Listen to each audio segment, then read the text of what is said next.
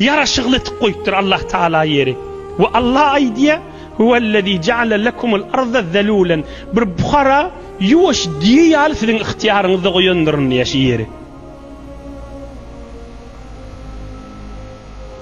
Femşû fî menâkibiha. Dinlen menâkib dediği menkep. Girdini Arapla menkep diye. Yerin girdinin üstüne geliverin deyiptir. Diye yalet diye adam. Yerin üstünde dediği de geliverin yerin üstünde yürüyüverin deyiptir. Femşû fî menâkibiha. Yerin üstünde gelin. Cengellerde, deryalarda, dağlarda, öz yurdunuzda, harışta, her yerlerde. Ve kulû min rizqi. İyin için ve ileyhin nüşûr. Emma Hudaya evrilip baracaktırsınız. Mınıyınız imanınızda, fikrinizde bolsun deyiptir. Ne kadar gen zat Allah'ın kudret kelamı. Dinlen ve kulû min rizqi. İyin için ve ileyhin nüşûr. Emma Hudaya evrilip baracaktırsınız. İyin için emma Hudaya evrilip baracaktırsınız. Halallan iyin, haramdan iysen ahiretine derer olur deydi. Halallan gül, haramdan gülsen ahiretine zarar olur deydi. Halallan oturuş, haramdan günahdan oturuşsan ahiretine zarar olur deydi. Yine de bir baray deyin. Ve kulû min rizqi. Allah'ın rızkını yiyip için deyiptir Huday Teala. Ve gedin deyiptir.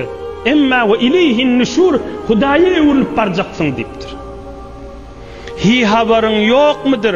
Bu dünyanın mihmanısın.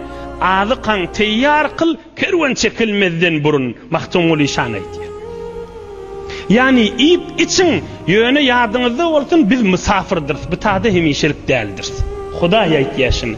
Allahu Rabbul İzzet aydiyor. Allah Tebarek ve Teala aydiyor. Allah Azze Şe'nuh aydiyor. Allah Celle Sultanuh aydiyor. Allah Tekaddeset Esma'uh aydiyor. Allahu Rabbul Alemin aydiyor. İyin için misafirdirsiniz, bana evrilip gelecektirsiniz diye. Hi haberin yok mudur? Bu dünyanın mihmanısın. Mahtumul işan şu ayetten alıptır haşını. Hi haberin yok mudur?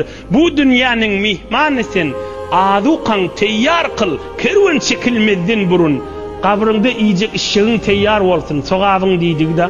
Kıyamet sıratın üstüne yürüyeceğin teyyar olsun.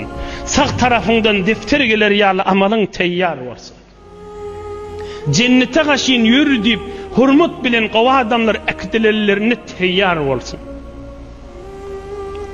Kova adamlar, biderek adamlardan saylanın deyilen gün evde var, şuna teyyar olun.